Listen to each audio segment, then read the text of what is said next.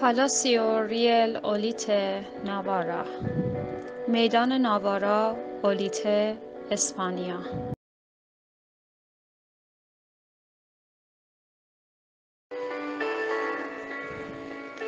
یکی از نمونه‌های خوب میان افزایی طرح معمار اسپانیایی به نام فرانسیسکو خوزه مانگادو در میدان عمومی شهر اولیته اسپانیا است که در آن میتوان توفیق طراح را در تلفیق میان گذشته و حال به خوبی حس کرد.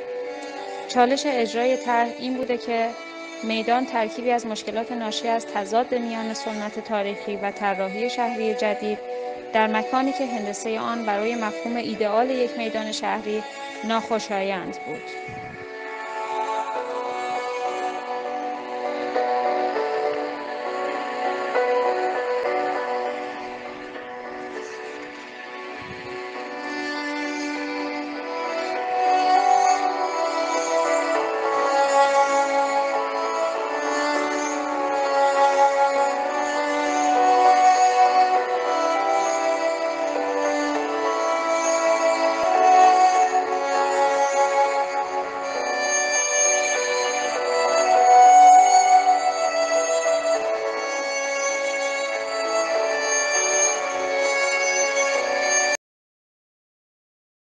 فرانسیسکو خوزه مانگادو بلوکوری در منطقه ناوار به دنیا آمد و در همانجا در مدرسه عالی معماری دانشکده ناوار پذیرفته شد و در آنجا در مسابقات و رقابت‌های حرفه‌ای شرکت کرده که جایزه ملی معماری آندرا پالادیو را دریافت کرد.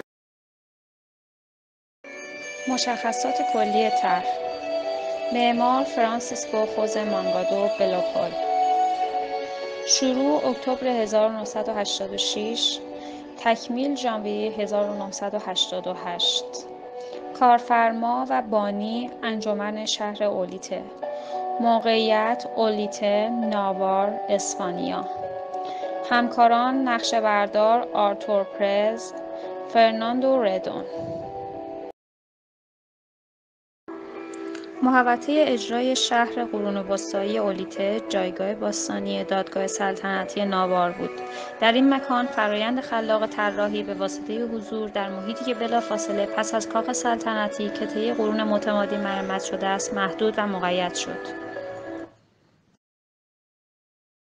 معمار همچنان ناچار بود به حضور راهروهای باستانی که در فاصله قرون 11 و 12 میلادی بنا شده و احتمالاً ورودی به سرداب‌های کاخ بوده و واجد ارزش تاریخی مهمی است توجه ویژه کند. همچنین مراحل مختلف گسترش شهر تأثیر خود را در شکل نامنظم محوطه که متأثر از حضور تالار شهرداری است به جا گذاشته است. مشکلات و مسائل طراحی منتج از ماهیت شاخص قرون وسطایی محیط اطراف به واسطه منطقه‌ای که میدان در آن قرار داشت معمار را ناگزیر به 3 مشکل عمده کرد. 1. پیگیری مفهوم سنتی میدان شهر و تعمیل یک نواختی آن بر یک مکان طولانی با یک هندسه نامنظم و نامتقارن به دلیل رشد نامنظم شهر. 2. راهروی زیرزمینی را که طی قرون متمادی مخفی و پوشیده مانده بود با سطح معبر مرتبط کند.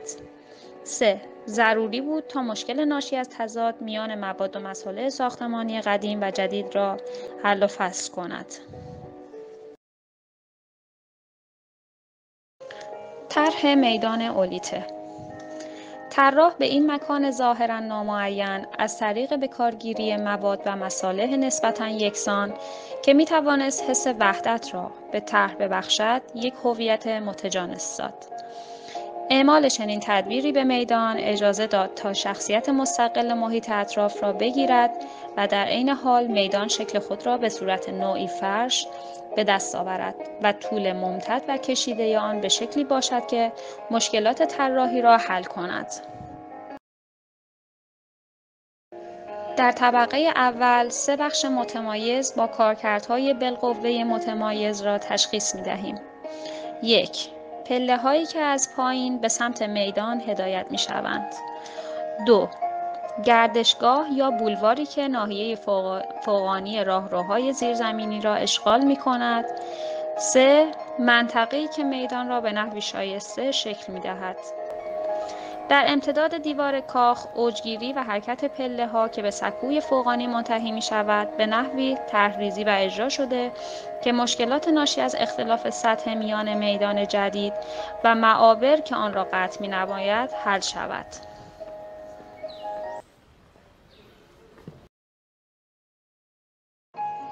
ناحیه مدور پله‌ها نیز از آرایش سنگفرش تبعیت می‌کند. این دایره برای معمار بهترین شیوه برای تعیین مسیرهای مختلف و کمک به لبه منحنی و مدور موجود در عرصه است. فضای پیرامونی میدان به نحو مشخصی غیرمنظم است. در برابر بنای تالار شهرداری، سنگفرش‌ها شکل بیضی بزرگی را به خود گرفته که موجب شده ویژگی رسمی میدان را به دست آورد. سایه خاکستری سنگ‌های کالاتوراو تضادی به وجود می‌آورد که به ساختارهای جدید استقلال می‌بخشد.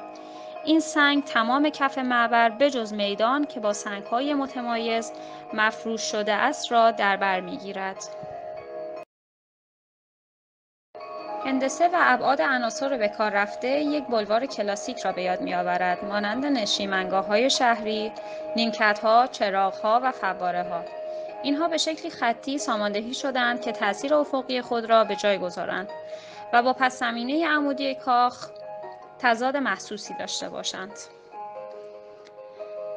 در چراغ‌ها از ورق استیل و مس و فواره‌ها از مرمر سفید و در ساخت نیمکت‌ها از مرمر سفید پرتقال استفاده شده است.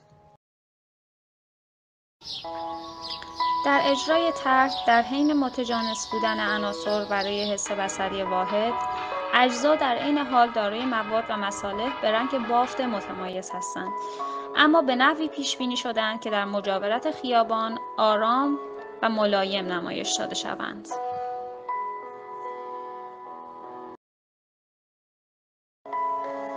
شیوه ارتباط سطح قابل رؤیت و راهروهای زیرزمینی دو شیوه است.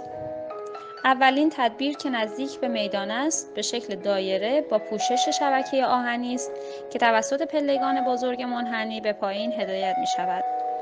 دومین ورودی کوچکتر از اولی و به شکل یک هرم 4 گوشه ساده مجهز به یک شبکه فلزی است و با یک پلکان نردبانی به پایین می رود.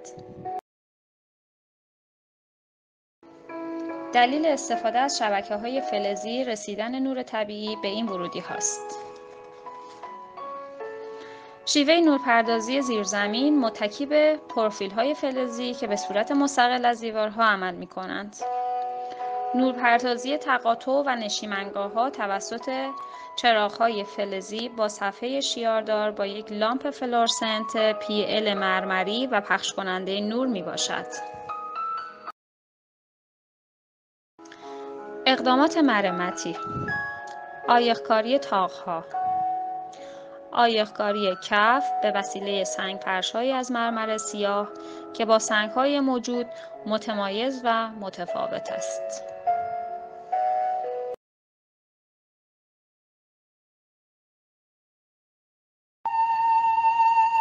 پروژه مانگادو بلوکوی کندوکاوی است معین برای آشتی میان عواملی که از یک سنت غنی به ارث رسیده و همواره تأثیر استوار و حاکم خود را بروز می‌دهد، با عناصری که جوهره یک زبان رسمی جدید به شمار می‌رود، بی آنکه روح محیط اطراف را دگرگون سازد.